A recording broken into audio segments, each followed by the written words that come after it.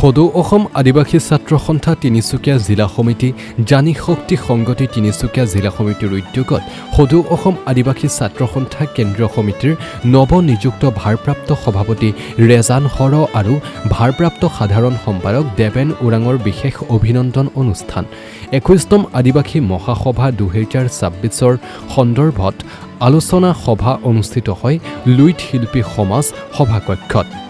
কেন্দ্ৰীয় সমিতিৰ বিষয়ববীয়াৰ লগতে জিলা সমিতিৰ বহু বিষয়ববীয়া উপস্থিত থাকে এই অনুষ্ঠানত। আচাৰ কেন্দ্ৰ প্ৰতিনিধিক বিপুল আদৰণি দিগবৈ।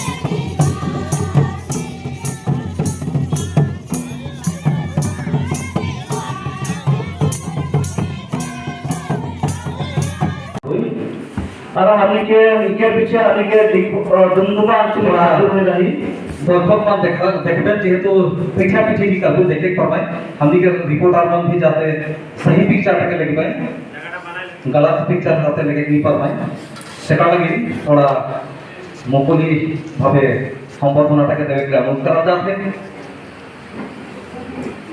আর দেখাতে হবে आदिवासी लोककला कृष्टि संस्कृति के अनुसार जे परंपरा रीति रिवाज जे गामुछा से उलाम के संबंध हमने जे उला गामुछा से संबंध बनाई आदिवासी में से उरामंडल गौड़ कलिया उन्हें संतान भूमि जितना भी 108 प्रजाति उपजाति जितना भी आई और बोले जागो तो हो सकता है ऐसा संबंध पत्र साथ कैसे लगी सात कुंभला अঞ্চলিক কমিটির সভাপতি তোকে আনন্দ করা যাবে ধন্যবাদ ধন্যবাদ রাষ্ট্রপতি সম্পাদক সদস্য আদিবাসী ছাত্র সন্থা কেন্দ্রীয় সমিতি মহাশয় জহার গ্রহণ করবে সদস্য আদিবাসী ছাত্র সন্থা সমন্বয় আশা বন্ধুবান সমিতি হয় আপনার গভীর শ্রদ্ধা আৰু সেৱাভৰা অভিনন্দন জনাইছোঁ অসমৰ আদিবাসী জনগোষ্ঠীৰ 1995 দশকৰ অনামিকা কাল সময়ের ধরে হঠাৎ নামি অহা গোষ্ঠীগত সংঘর্ষের ক্ষেত্রে আমাদের ভাবে জনগোষ্ঠীতে सीखने से हमने के आशा के न्यूज़ गिला के प्राय गोटा आसाम के कोना कोना में प्रकाशित करेला प्रचार करेला हमने के श्रद्धा वर्तमान ए न्यूज़ के मैनेजिंग डायरेक्टर हमने के श्रद्धा हमने के दादा हमने के देवजीत तालुकदार डांगरिया के उमान के भी आज हमने आशा तिनसुकिया जिला कमेटी के होए के एक आदिवासी प्रधानी से पार्क हो जाते और उमान के पार्धाबेन हमने के आशा तिनसुकिया जिला समिति के मुख्य परिचालन सम्पादक देवजीत तालुकदार डांगरिया के अभिनंदन पत्रटा पाठ देखो जाते সদৌ অসম আদিবাসী ছাত্র সন্থা আশা তিনচুকীয়া জিলা সমিতি তারিখ 1 তারিখ 6 মাস 2025 সন অভিনন্দন পত্র শ্রীযুত দেবজিৎ তালুকদার এ নিউজ 24x7 পরিচালন সম্পাদক শ্রদ্ধা ভাজন সদৌ অসম আদিবাসী ছাত্ৰ সন্থা আশা তিনিচুকীয়া জিলা সমিতিৰ হৈ আন্তৰিক শ্ৰদ্ধা আৰু কৃতজ্ঞতা জ্ঞাপন কৰিলোঁ।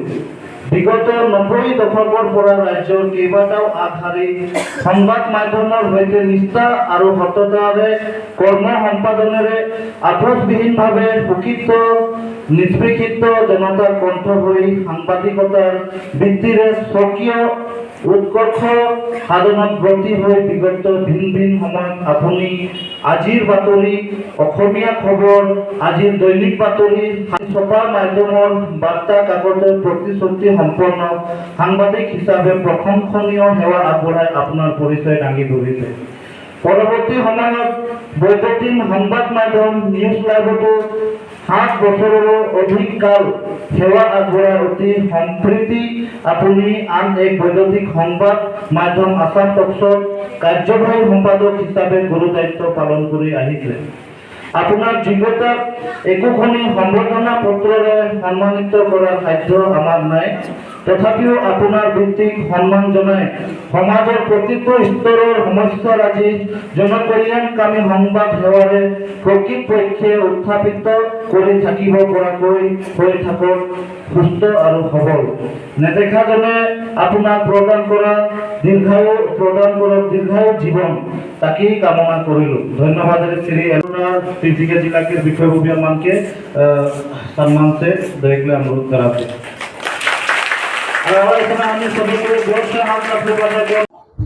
আজি সদৌ অসম আদিবাসী ছাত্ৰ সন্থাই আমি তিনিচুকীয়া জিলা যি আমাক বিশেষভাৱে ওয়েলকাম যি প্ৰগ্ৰাম কৰিছে তাৰ কাৰণে আমি ধন্যবাদ দিছোঁ তিনিচুকীয়া জিলা সমিতিক। লগতে আজি সদৌ অসম আদিবাসী ছাত্ৰ সন্থাৰ যে দাবী আছিল, অসম চৰকাৰে যেনেকুৱা ধৰণৰ আমাক প্ৰতিশ্ৰুতি দিছিল প্ৰদীপ নাগৰ লগত কথা পাতি যে মই 2-3 দিনৰ ভিতৰতে আদিবাসীসকলক কাষ্ট চাৰ্টিফিকেট দি দিম, কিন্তু কিয় আজিলৈকে দিয়া নাই? অসম চৰকাৰক আমি আহ্বান কৰিম, মাননীয় মুখ্যমন্ত্ৰীক। লগতে অসমৰ বিভিন্ন বাগান নিউজত আমি পাই আছো, আমি আৰু বাগানে বাগানে দেখিবলৈ পাইছো দিনক দিন অসমৰ বাগান বন্ধ হৈ আছে। এইটো অসম চৰকাৰে কি পদক্ষেপ লৈছে, এইটো আমাক জবাব দিব লাগিব।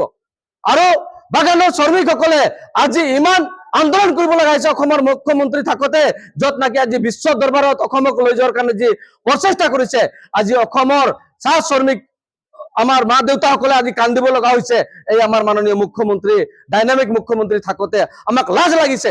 সদৌ অসম আদিবাসী ছাত্ৰ সন্থাৰ যে জনজাতিকৰণ দাবী আৰু আমাৰ যে আজি অসমৰ প্ৰত্যেকখন বাগিচাত মডেল হাইস্কুল দিছে, মডেল হাইস্কুলৰ যিবিলাক অৱস্থা দেখিলে আমাক দুখ লাগে যে আমি বাগানে বাগানে এতিয়া ঘূৰি আছো।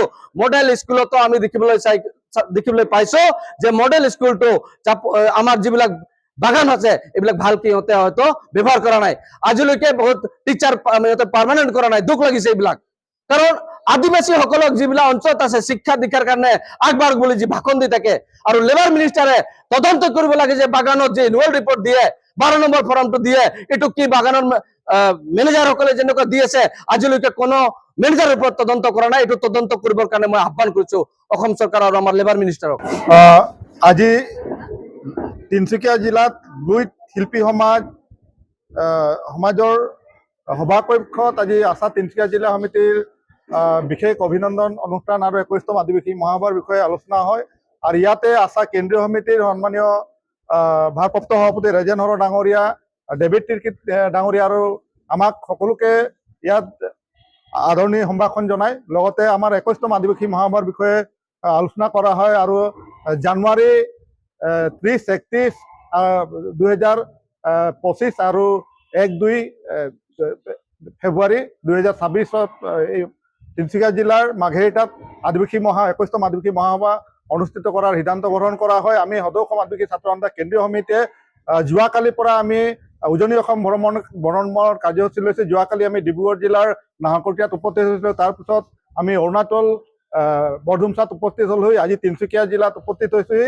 অহাকালি আমি চৰাইদেউ জিলা 10 বজাত ভ্ৰমণ কৰি ইয়াৰ পিছত শিৱসাগৰ জিলা আৰু 3 তাৰিখে আমি যোৰহাট আৰু গোলাঘাট জিলা ভ্ৰমণ কৰিম। ইতিমধ্যে আমি সদৌ অসম আদিবাসী ছাত্ৰ সন্থাই আদিবাসীসকলৰ যিটো জনজাতিক অনুসূচীকৰণৰ দাবী চাহ শ্ৰমিকৰ মজুৰি 551 টকালৈ বৃদ্ধি কৰা আৰু আদিবাসীসকলক ম্যাদী পট্টা প্ৰদান কৰা, লগতে আদিবাসীসকলক যিটো শুদ্ধ কাষ্ট চাৰ্টিফিকেট জাতিগত প্ৰমাণ পত্ৰ প্ৰদান কৰাৰ দাবীত আমি সদৌ অসম আদিবাসী ছাত্ৰ সন্থাই বিভিন্ন জিলা ভ্ৰমণ কৰিছোঁ আৰু জুন মাহৰ 15 তাৰিখৰ ভিতৰত আমি আদিবাসীসকলৰ যি অনুসূচীকৰণৰ দাবী, চাহ শ্ৰমিকৰ মজুৰি বৃদ্ধি আৰু ম্যাদী পট্টাৰ দাবীৰ এলানি কাৰ্যসূচী আমি ঘোষণা কৰিম বুলি সদৌ অসম আদিবাসী ছাত্ৰ সন্থাই ইতিমধ্যে আমি আলোচনা কৰিম।